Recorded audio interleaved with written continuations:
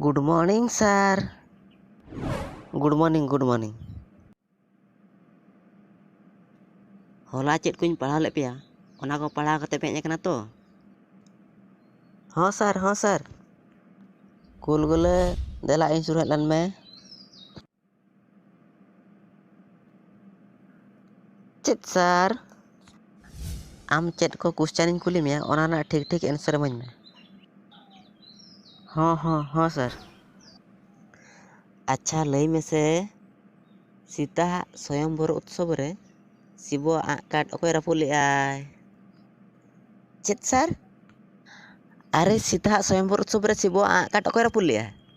Sir इन में बई लई दड़ा मेनखान उन लोग मुझ हेज लेन थात कना। गुलगुले हैं चेद सर। अच्छा लई में से 50 जन हर जम बखरा जुदी 9 किलो दाल दरकारोआ तबे 75 जन हर बखरा तीना दाल दरकारोआ। डाली दो चेद दरकार सर आदो टोटल डाली बांग दरकारोआ सर इना रेगे दा बाबिन मेसा कना इना तेगे को हुयुआ। भागी आंसर एम का सबस गुलगुले सबस।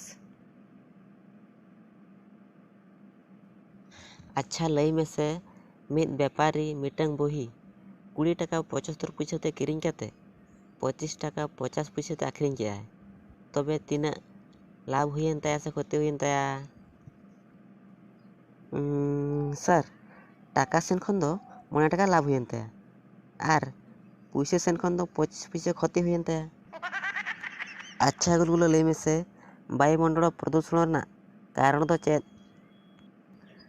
सर वायुमंडल तो वायुमंडल सर मिक्सर जम खातिर चेम लिखिया वायुमंडल प्रदूषण कना मिक्सर जम खातिर चेद लेकाते सर मिक्सचर जम खाते गिद्रे को आडी माटी गसिया बाम ताहे दाड़े ओना खाते वायुमंडल प्रदूषण कना। गुलगुले चेद सर अब पृथ्वी रे तीना टी देश मेना सर देशो सर देश तो मात्र मिटंग गया। चेद देशो मा मिटंग गया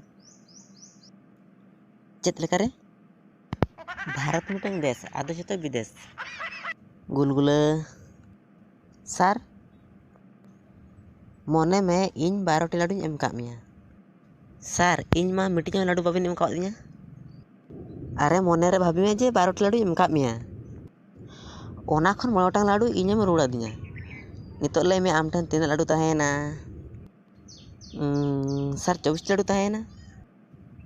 चेद सर 24 लाडू ताहेना चेद लेकाते सर अबिन मने मने ते बाबिन भाबीया।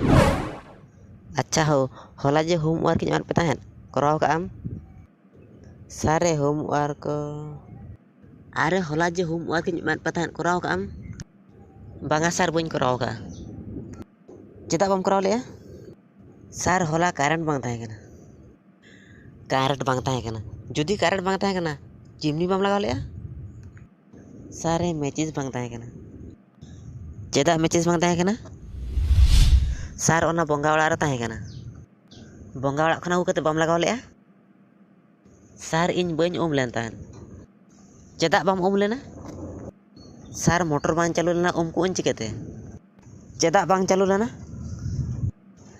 ओना कथा को तिन मेताबिन कना करंट बांग ताहे कना बारंबार इने कथा बिन कुलिन कना। चुप एनांग खना क्वेश्चन कुली कना मिटियो ठीक सही आंसर बाय मेन दाड़ा कना ओडे फुटणीया दुलुब में दु